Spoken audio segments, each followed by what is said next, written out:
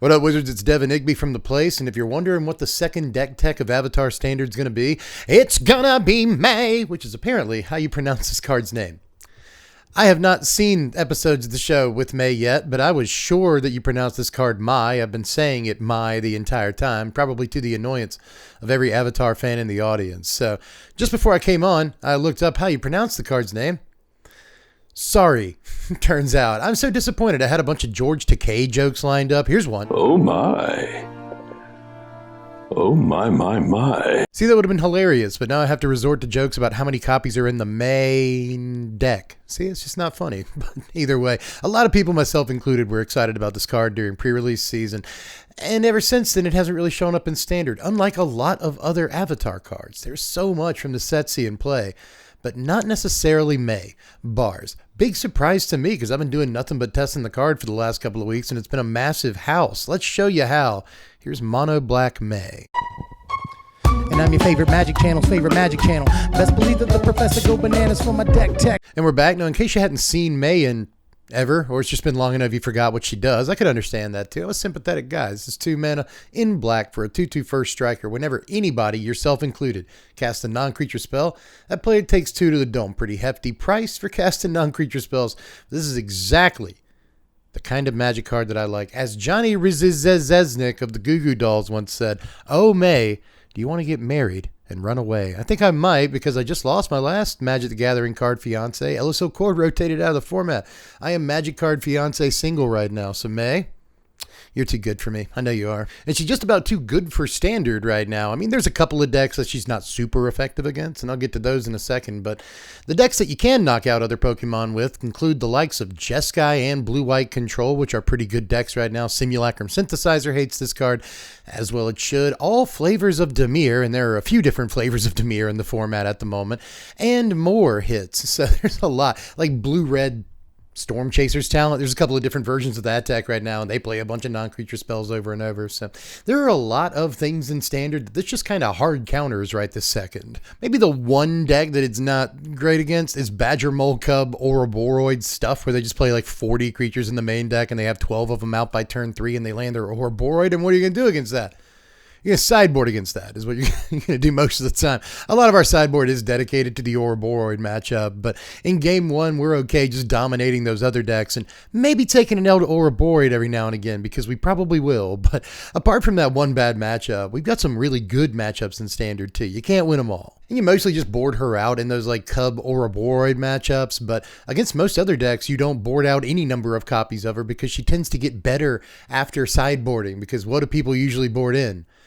Non-creature spells. So she becomes even more punishing in games 2 and 3, to the point that I would not be surprised to see May show up in sideboards, but not in main decks, moving forward in Standard, depending on how the format takes shape. There's also just not a whole lot of great legendary black 2-drops in Standard. There's a few decent 2-drops in Standard, but we want legends for this list specifically because I've taken this opportunity to pair May up with one of my favorite cards from the Cowboy set. And surprisingly, I do have multiple favorite cards from the Cowboy set. It gets a bad rap. It was okay, but Tiny Bones Joins Up was in that set. And this is a freaking phenomenal Magic card. And I think now that we finally have another decent black 2-drop that also happens to be a legendary creature, I guess it's possible you haven't seen this card in a while either, but it has been seeing some play in like Pixie variants as like a replacement for Hopeless Nightmare ever since that card got banned. But that's basically what it's been relegated to, and that's kind of sad because this card is supposed to be the engine for like a Legendary Matters deck, and it's only a single mana to get down and disrupt your opponent when it first comes down by making them discard a card, and then as the game goes on, it can contribute as much as 5 or 6 damage if you're playing Magic correctly, and that is a lot for a 1-drop. It's also not necessarily legendary proof, but you don't mind casting extra copies of it because at least it's going to force discards. And even though this isn't a combo or even synergy really, it feels like synergy to go Tiny Bones Joins Up on turn 1 into May on turn 2, because now whenever you cast your spells, they take damage. Whenever they cast their spells, they take damage. So it just feels really nice to get set up. But the actual best thing about this card, or at least let me rephrase that, the thing I get excited most about from a deck building perspective, because those things are very different things. That's not best necessarily. But the thing I get excited most about is that now we just get the chance to draft from like all the best legends in black in Standard. And now Again, especially that we have May in standard, we have the critical mass of legends that we needed in this one color to make this deck pop off for real. If you're a patron, you know, this deck originally started life as a Golgari deck, so I could play like Surik and Bristly Bill and stuff like that. But in the end, I decided that black has plenty of legends and we don't need to dip into other colors and decrease our consistency and blah, blah, blah, blah, blah. So with that in mind, how do we start that? What is our first round draft pick here? Well, we're going to play Tiny Bones Joins Up. Should probably play Tiny Bones, man. Tiny Bones, the pickpocket, is just a 1-mana 1/1 death touch, which is kind of always welcome on my team anyway, but he synergizes really well with his own enchantment. Like, first of all, they're both really cheap to get on the table, so you can start doing these things really early in the game. And you can actually debate about what the better sequencing really is, because sometimes you want to play regular old creature Tiny Bones on turn 1, and then turn 2, see if they played a creature, see if they have the mana for a removal spell, whatever. And then play Tiny Bones Joins Up, forcing a discard on them. You see, if they discard something that is a permanent and costs 1 or 2 mana, you might be able to cast that when you get in for your combat steps. So that feels pretty nice, and I actually have stolen all kinds of fun stuff with Tiny Bones in the course of testing. Everything from a Dark Confidant to a cat collector. I have stolen with Tiny Bones Joins Up, so it happens more often than you think, especially with all the decent removal we've got.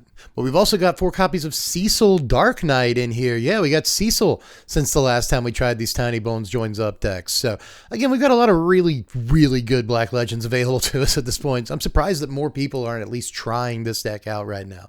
Because look, man, May in the 2-drop slot, we got Tiny Bones and Cecil in the 1. Like, there's some really strong cards in the early game here. And Cecil has obviously proven himself to be a good card a lot already in this environment. We know this to be a fantastic piece of cardboard, but in this deck, he's arguably even better. You know, he's got the typical legendary synergy with like Tiny Bones Joins Up, but he also synergizes just a little bit with May and a couple of our other legends. You know, anything that's going to make us lose life can be argued to synergize a bit with Cecil. So if we have to like cast a removal spell, it's a non-creature, or a Tiny Bones Joins Up, that's a non-creature, with a May on the table, we're kind of okay with it if it puts us within range of attacking with Cecil and flipping it over. So that's 7 really powerful 1-drops and 3 strong 2-drops that we know of. So how do we round out this 2-drop slot here and really bring it home? Well, I guess it's got to be Wadmir. New Blood, yeah, not the strongest card I've shown you so far, but better than it looks. You know, it's got pretty good synergy with Tiny Bones Joins Up because that commits a crime every time it goes off. So if you go turn 1 Tiny Bones Joins Up, turn 2 Wadmir, then you get to hit your opponent for 1, mill a card, and Wadmir gets a counter. But basically, once you do have Tiny Bones Joins Up in play, every game action that you take is going to grow the Wadmir at least once per turn, because all you really have is legendary creatures and removal. All of that counts as crime, so long again as there's a TJU in play. So Wadmir actually gets pretty big, and often opponents don't really pay much attention to him until he's like a 4/4 or a 5/5. And a lot of opponents don't know that he gains lifelink once he has 4 counters on him, so take advantage of that too. There's really not too much more to say about Wadmir, except Wadmir? Vadmir? I'm not actually sure, but there's not too much more to say about him other than there isn't much to say about him, because on the MTG Wiki, there's barely any information about this guy whatsoever. I looked him up and everything because I was interested, but the MTG Wiki's just like, I came from an unknown plane to Thunder Junction after the Omen Pass opened. It's like, okay, that's no information at all. But the going fan theory is fascinating, because apparently the fans believe that this is a Sengir vampire of some kind, a vampire from the Sengir line. And that is a really, really cool theory, as I wanted to bring that up. But let's move on to the 3-drop creatures here and look at some real power and some spice in one of the slots. But let's look at the strong ones first, starting with Lord Skitter Sewer King. First and foremost, this messes around in graveyards, which is good against Ardent decks, but a bunch of other stuff. There's lots of graveyard shenanigans going around in Standard at the moment, so being able to dig around in there and mess up plans is always good, but it also gives you a lot of little guys. A lot of little guys is always good, especially when we talk about our next 3-drop. What could that possibly be? A black legendary 3-drop in Standard that cares about lots of little guys for sacrifice fodder. We'll get to it in a second, but Lord Skitter has a pretty decent power and toughness. Sometimes it rumbles, sometimes it blocks, but either way, this is going to provide you with a steady stream of dudes throughout the game, and that can be good for a lot of reasons. But did you guess that other 3-drop yet? It's the one-wing banger, baby. 4 whole copies of Sephiroth Fabled Soldier here. This is another 3-mana 3/3, so again, sometimes it rumble, sometimes it hang out, but this was will just kind of sit there and get you, Blood Artist triggers throughout the entire game. So between like Tiny Bones joins up and May hitting them for non-creature spells and Sephiroth hitting them whenever like creatures die on either side of the table, we have kind of like a burn concept going on, We've got some early drops that we can get in with combat damage with. And then we can kind of finish off the game by sitting back and daring them to cast non-creature spells, daring them to rumble in combat because we might lose some dudes and trigger Sephiroth. So kind of an aristocracy vibe because of this card, but also that black burn vibe that that I like. And I know you like, because whenever we do a black burn deck around here, it gets not a million views. I would be a much richer man, but a respectable number of views. Everybody likes that concept, and as I played this deck during testing, it felt more and more like Sephiroth was kind of the top end in a mono black burn deck. And sometimes we can even flip this over, like no infestation sages in the entire deck, but it turns out that a lot of opponents still aren't really paying enough attention to how many creatures are dying in combat on your turn, and very often, either it happens right after combat, or you have a removal spell, Tragic Trajectory, you pointed at something, blow something up, and I flip my Sephiroth. How are you going to win the game from this position? You can't. Turns out almost no one can. So this thing actually does flip over from time to time, because we have a pretty high density of creatures in our deck. But the secret spicy legendary 3-drop in the deck is Karavek the Punisher, son. So first of all, I've been playing with Karavek cards since like 1996. I've been playing Karavek's Torch for a long time. I don't know that I knew what Karavek looked like until OTJ came out, but there's another kind of forgotten OTJ card. There's a few of those in this deck, but that was a solid set on some levels, and I think that this is another card that helps to prove that. So in case you haven't seen this in a while, whenever we commit a crime, we can just cast a thing out of our yard. It's crazy. We have to pay some life to do it, but okay. Again, like we're a Cecil deck. Who cares? I'm telling you, any loss of life can be justified in a Cecil deck and it's fine. But between Tiny Bones and this, we can cast stuff out of their yard. We can cast stuff out of our yard. If they kill our May with a removal spell and they had to take 2 damage, well, guess what? You're going to have to take more damage to kill the next May, like we can keep important creatures like Tiny Bones, like May, like Sephiroth in place with a Karavek, because as long as we have a Tiny Bones joins up in play, or we draw any removal spell in the deck, and there's a few of them, right? suddenly, we can go crazy and just start getting stuff back from our yard. So just a wonderful Magic card, man. Sometimes you'll even take the 2 damage from this so that you can put a legend in play from your yard that you already have in play just to trigger Tiny Bones joins up. Hit him for a damage, mill him a card, grow Wadmir, whatever. Like there's a lot of weird lines you can take with Karavek. So even though we're only playing a couple of copies, this is like the only truly resilient piece in the entire deck, and it works better than you might think. Turns out a lot of opponents don't prioritize killing this at first, and then the first time you get something back with it, they're like, oh, I have to kill that like right now, but you usually at least get one free shot at getting something back with it. So I don't know, I've had a lot of fun with this card. I'm still not sure that it's strong in quotation marks, but it's sure done a lot of cool stuff. And then the final legend in the deck, and the only 4-drop creature in the deck, what could it possibly be? There's a few strong ones.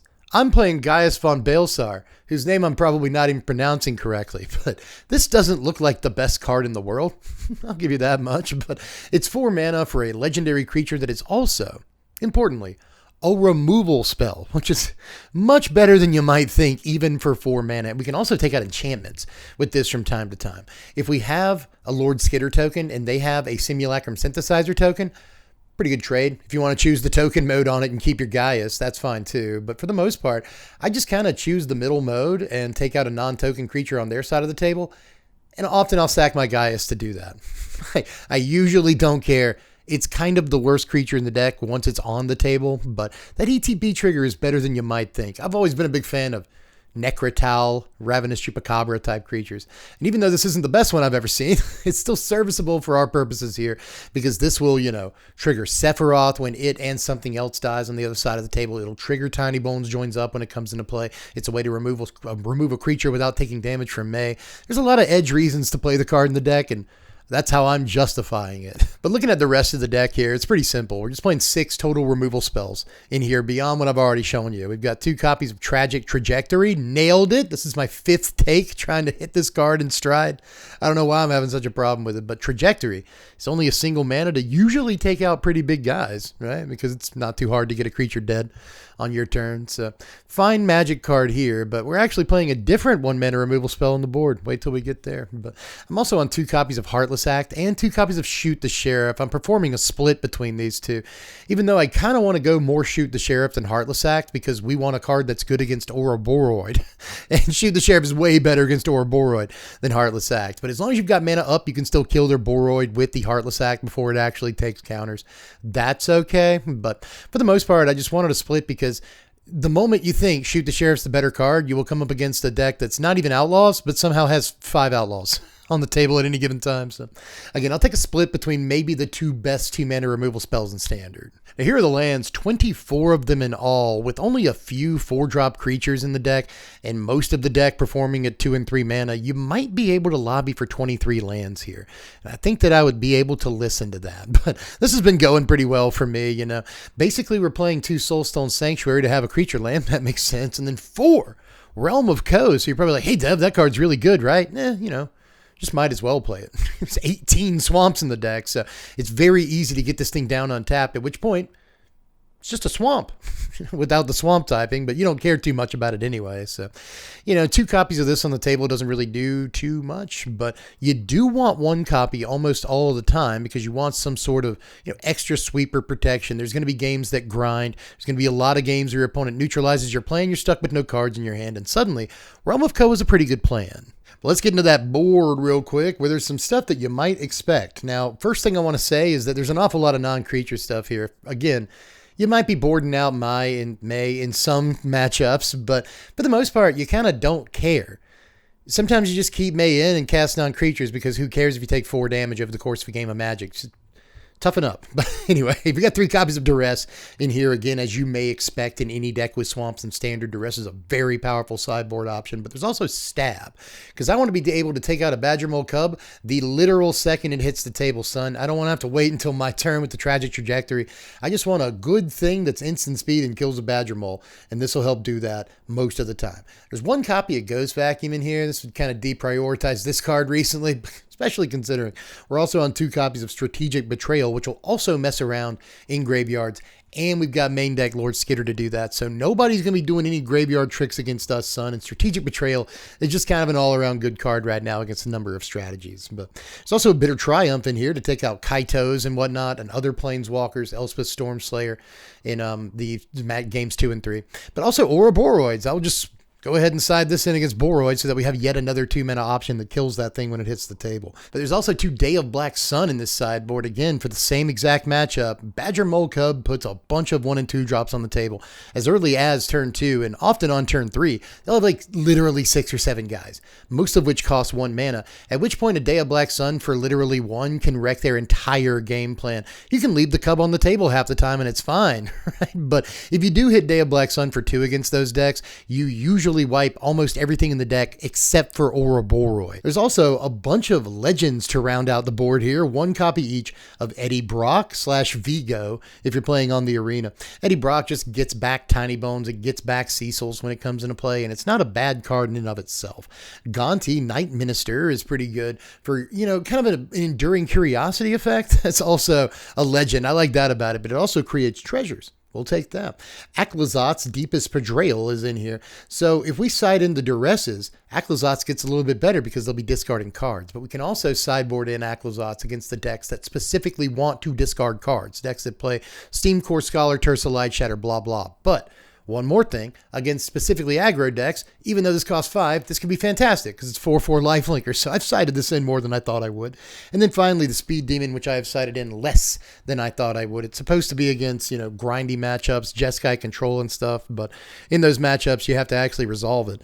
And if you are playing against a Golgari or some other grindy mid-range pile, it's just not as good as I wanted to be there either because they actually have real ways of dealing damage to you. You have real ways of dealing damage to you. So if there's one card I wanted to flex in the board, it might be Speed Demon, but it's drawn me some cards here and there. But here are your power rankings: a final score of 65 and a final price tally of about $175 on TCG Player, about $250 on Card Kingdom, which is kind of a steep-ish price, but that's because some of these cards like Sephiroth are still a little expensive. I believe Sephiroth is like over half the cost of the deck by itself, but at the same time, probably don't want to take that card out of the deck. For the most part, I just like that it's got a decent offensive plan and a decent defensive plan rather, but numbers both acceptable in those categories. And that tends to make for a decent aggro deck. If you've already got some of these cards, build some version of it, see how it clocks for you, because I think there's some real potential in here. And to prove it, here's an example game. Here we are against an Orzhov life gain deck. I recorded quite a few games for this one, but